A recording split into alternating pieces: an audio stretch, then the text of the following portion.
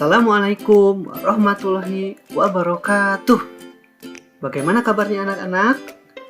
Semoga kita semua senantiasa diberi kesehatan, senantiasa diberi kekuatan, dan tetap semangat untuk terus belajar. Oke, bahasan materi untuk kali ini, ya, ada yang sudah tahu? Coba. Nah, untuk pembahasan kali ini yaitu mengenai tema 3 subtema 1, yaitu muatan pelajarannya adalah bahasa Indonesia, PPKN, dan IPA. Oke. Nah, apakah kalian masih ingat iklan Upin Melinjo yang ditayangkan tadi? Yang ditayangkan sama kakak-kakak yang makan emping tuh, yang diperankannya oleh kakak-kakak itu. Ya, tentu ya, pasti masih ingat tentunya. Oke, itu merupakan salah satu iklan produk makanan. Ya, iklan produk makanan yang dikemas secara menarik. Ya. Oke. Nah, ini ada iklannya ya yang tadi. Coba kita analisis iklan templar yang tadi. Yang pertama, iklan tersebut ditampilkan secara interaktif dan menarik. Ya, tentu sangat menarik karena banyak sekali efek-efek yang menakjubkan.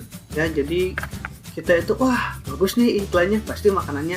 Nah, terus yang kedua menggunakan kata-kata yang mudah diingat. Ya, kata-katanya juga tidak berbelit-belit, cukup mudah. Terus yang berikutnya yaitu menyampaikan keunggulan produk. Masih ingat ya, tadi ada dijamin keasliannya dan kebersihannya sampai tangan konsumen. Oke, terakhir yaitu menggunakan slogan ceriakan harimu. Ada ya, di kemasan produknya ada ceriakan harimu. Nah, itu slogan agar mudah diingat oleh konsumennya. Ya, agar berkali-kali membeli, terus membeli, dan terus membeli. Dan itu tujuan iklan. Oke. Nah, ini iklannya ya. Terus ada ini produknya yang emping warna kuning. Pernah kalian makan emping? Oke, nah emping itu merupakan jenis makanan tradisional dari Jawa Barat. Ya, coba ada gak yang daerahnya bukan dari Jawa Barat? Sebutkan makanan apa sih yang khas dari daerahnya. Misalkan saya dari Jawa Tengah, coba sebutkan apa makanan daerah khas Jawa Tengah. Oke, masih banyak lagi ya makanan tradisional khas Nusantara. Nah, bisa dibaca kok ya di materi ajar. Kalian itu harus rajin membaca. Ada semuanya di sana. Oke, lanjutkan. Kalian tadi melihat kakak yang makan emping kan? Oke, coba perhatikan nih. Nikmat sekali. Ya. Tuh, coba lihat. Sampai menghayati seperti itu. Yaitu salah satu trik iklan agar menarik perhatian. Ayo, empingnya dimasukkan ke mana coba itu? Nah, betul sekali jawabannya, empingnya itu dimasukkan ke dalam mulut. Nah, mulut itu merupakan salah satu organ pencernaan manusia. Nah, sekarang kita akan belajar mengenai organ pencernaan manusia. Are you ready, guys? Oke. Let's go. Nah, ini bukan mainan ya. Coba perhatikan. Ini merupakan nama organ pencernaan manusia beserta letaknya. Yang pertama itu ada yang disebut dengan rongga mulut. Ya, organ pencernaan pertama kali, tempat memasukkan makanan. Yang berikutnya yaitu ada kerongkongan. Terus sambil diperhatikan ya letaknya, ada lambung ya, bentuknya itu kayak huruf J ya. Terus ada juga hati ya. Hati itu organ, bukan hati yang bentuknya lope-lope. Terus ada pankreas ya yang warna kuning. Terus ada usus halus. Ya, coba perhatikan letaknya juga. Ada usus besar dan terakhir ada anus. Nah, sekarang apa sih yang akan kita perdalam itu? Yaitu mengenai fungsi organ pencernaan manusia dan mekanisme pencernaan manusia. Jadi bagaimana sih organ itu bekerja? Nah, simak ya baik-baik. Ya, jangan meleng. Perhatikan. Nah, ceritanya gini, kan kalian itu tertarik sama iklan produk makanan tradisional emping tadi itu. Terus kalian ceritanya membeli emping gitu. Lalu sekarang kalian mau makan empingnya. Pertama kali empingnya itu masuk kemana coba? Betul sekali. Emping itu masuk dulu ke rongga mulut. Yuk kita makan. Baca doa dulu ya. Nah, ayo di mulut. Oke. Coba di mulut itu ada terjadi apa aja? Yang pertama itu terjadi pencernaan secara mekanis oleh gigi. Ya, pencernaan mekanis itu merupakan pencernaan yang menggunakan gerakan.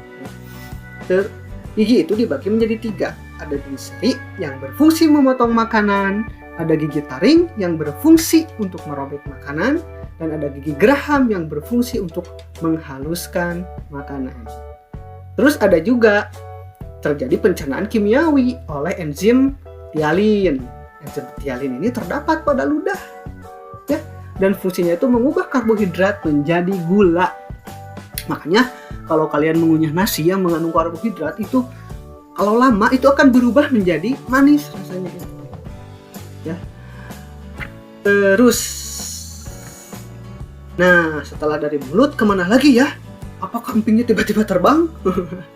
Oke. Iya, akan masuk ke kerongkongan.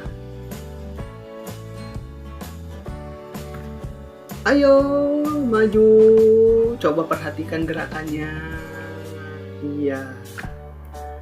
Nah, di dalam kerongkongan itu terjadi pencernaan mekanis oleh dinding kerongkongan yang disebut dengan gerakan peristaltik, yaitu gerakan meremas-remas pada dinding kerongkongan agar makanan itu terdorong. Ya, tadi kan gerakannya ada tuh yang bergelombang. Nah, itu gerakan peristaltiknya. Oke, setelah dari kerongkongan itu akan kemana lagi ya? Yaitu akan menuju ke lambung. Ayo maju lagi. Nah, ya di lambung juga dicerna lagi nih. Coba kita lihat di lambung terjadi apa aja ya. Yang pertama itu terjadi pencernaan secara mekanis oleh dinding lambung. Dan yang kedua, terjadi pencernaan kimiawi oleh HCl, enzim pepsin, dan enzim renin. Nah, HCl itu berfungsi untuk membunuh kuman. Takutnya makanan yang dimakannya itu kotor, banyak kumannya. Jadi dibunuh oleh HCl. Terus ada enzim pepsin yang berfungsi mengubah protein menjadi pepton. Ya, kan makanan juga ada yang mengandung protein. Terus enzim renin, fungsinya yaitu untuk mencerna kasein dalam susu. Oke, setelah dari lambung, makanan akan kemana lagi ya? Nah, itu akan menuju ke usus halus. Ayo kita maju ke usus halus. Nah, usus halus itu terbagi menjadi 3. Ada usus 12 jari, ada usus kosong, dan ada usus penyerapan. Ya. Nah, pertama kali itu akan melalui usus 12 jari. Ya, pada usus ini terjadi pencernaan mekanis oleh dinding usus. Lalu terjadi pencernaan kimiawi oleh enzim dari pankreas dan getah empedu dari hati.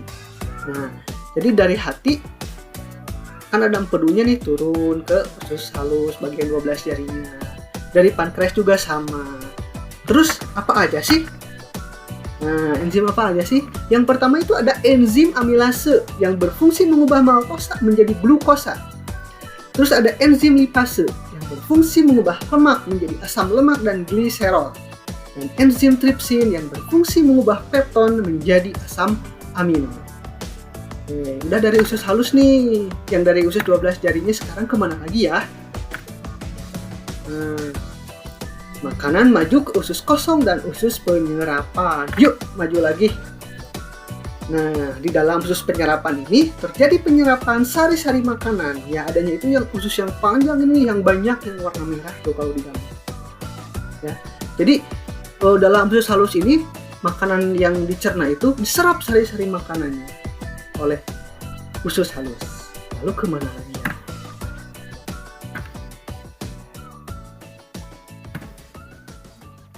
Ayo, kemana lagi nih? Aduh, naik. Ayo, naik, naik, naik, naik. Iya. Oke.